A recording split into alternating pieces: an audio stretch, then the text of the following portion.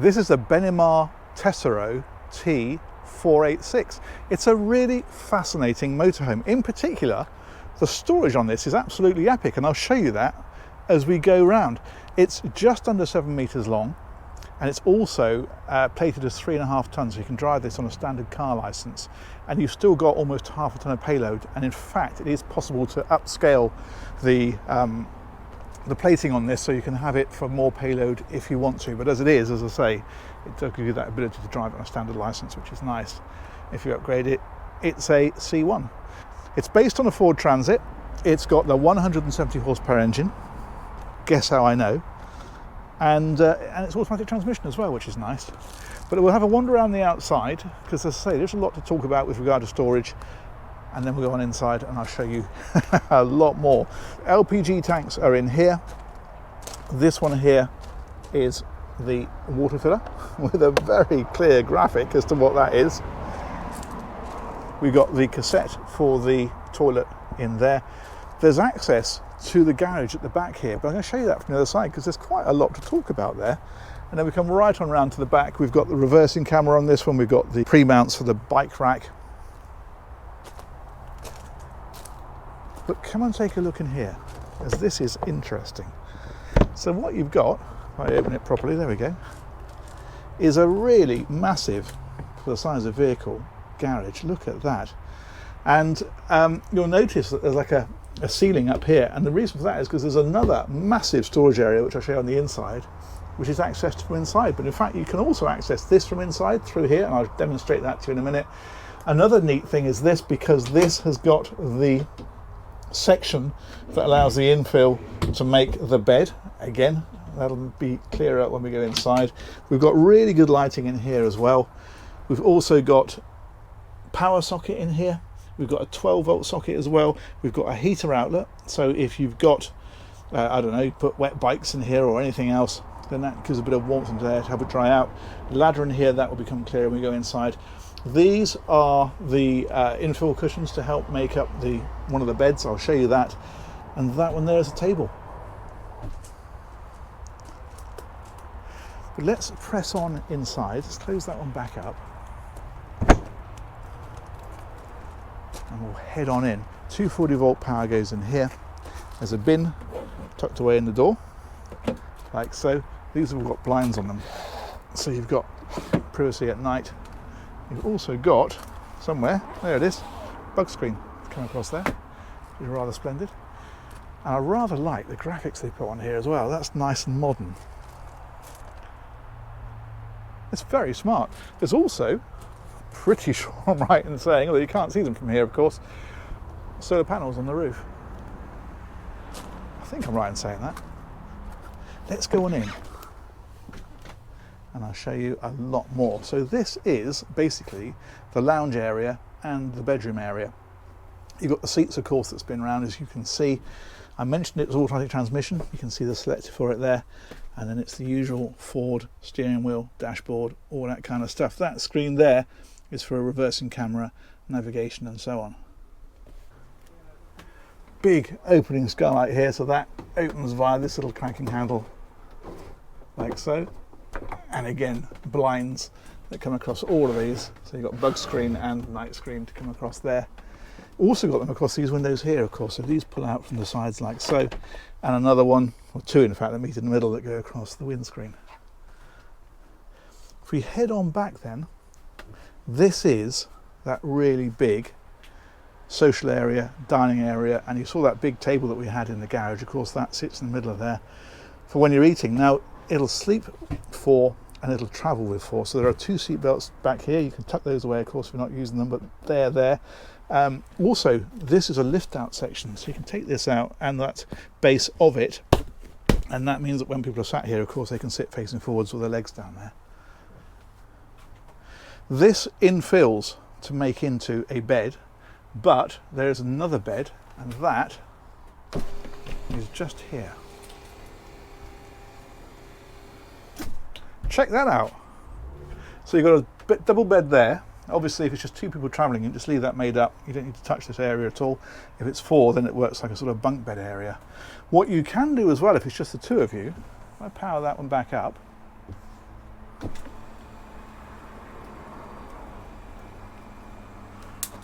That's where the ladder goes in, by the way. That's the one that we saw in the garage. Let's pop that up there. There is underneath here, there we go, you've got netting that comes up so that you can make sure that people don't drop out of there. Let's drop that on. Oh, there we go. What you can do with that is, you see that little chap there, you can take that out. So if it is just two people using this vehicle, and quite often it is of course, with that out, this will come right the way down then, and then these bits here sit on these seats here, and you've got a proper low bed, very easy to get in and out of. And another thing worth pointing out is this, because this gives you access to the cranking mechanism. So if you had a flat battery or some sort of mechanical failure, you can still wind this up and down, so you're not stuck for sleeping, even if you had a problem with the power supply to it. We've got opening windows, of course, and then we come right on round a little bit further back. Up here is the control panel for the vehicle. So in here we've got access to water pump, lighting. We can check the battery levels like this. So engine battery and the leisure battery, water tank levels as well.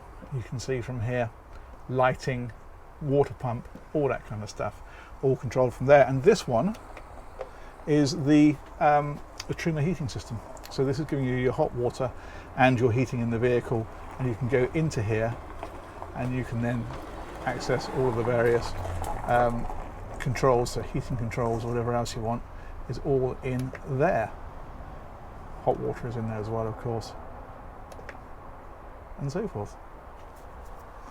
If we come back a little bit further then, more things to show you include over here, fridge freezer. So the freezer compartment is up the top, bit of storage up above, like so, and then you've also got a mounting point for a TV. So that would go on there, and in fact you can see then the power supply for that, 12 volt and 240 volt, and the aerials, all there, all ready to go. There's also a cool box down underneath, so as well as the fridge, you've got that area as well. So quite a lot of refrigeration really. Big opening hatches overhead, so again ventilation, light, and again you've got these that come across. You've got your carbon monoxide alarm, you've got your smoke alarm, all that kind of stuff is right there, and that is right next to the kitchen. Really decent sized kitchen in this, and quite often the criticism is the lack of workspace. Well, this one you've got the worktop at that end, as you can see, but also there's a section that goes in here to extend it out this way. The cooker is both gas and electric, so if you are out in the wild somewhere, you can make a cup of tea with your gas. If you are plugged into 240 volt, well, you can use your electric and save on the gas. And the same is true for the heating, and the same is true actually, I think I'm right in saying, for the fridge as well. You can select depending on where you are and how you're using it. Sink, of course, as you probably figured for yourself, is underneath here. There's an extractor fan on this one, and then there's a load of storage. That's obviously for the extractor fan there, all the way along in places like this. And these are speakers up here, rather niftily. Extractor fan in the ceiling. And then we come right back down here. These then are, for example, your cutlery drawer. This one has, that's the extending section that extends the worktop if you need it. And in fact there's a microwave in here as well. That runs of course off the 240 volt power. And then there's yet more storage. I did promise you a lot of storage, and I think we're delivering with this one underneath there. Toilet is on this side. So your loo is there and your shower is there. It's nice that you've got a proper, completely separate shower. And these doors come across then to keep the rest of this area dry.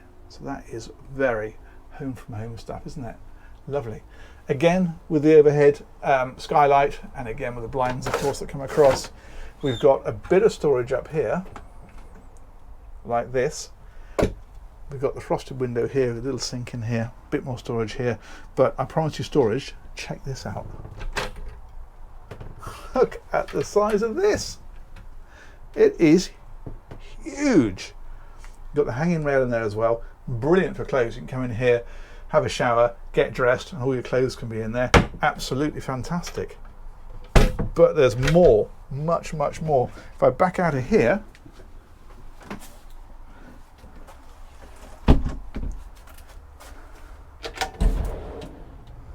little larder section that comes out of there. But check this out, because this is that storage area that is above the garage. Remember I mentioned there's like a ceiling in there and I said there's more storage you can access from inside? Well, there it is. And again with a hanging rail. If you're doing some serious touring, then getting stuff put away is often the biggest obstacle. Well, not with this, because there's loads of it. This here, incidentally, is how you make up the bed. It's the instructions for how you make up the bed. There we go. You can pause the video and figure that out at your leisure. There we are. Want to see some more storage?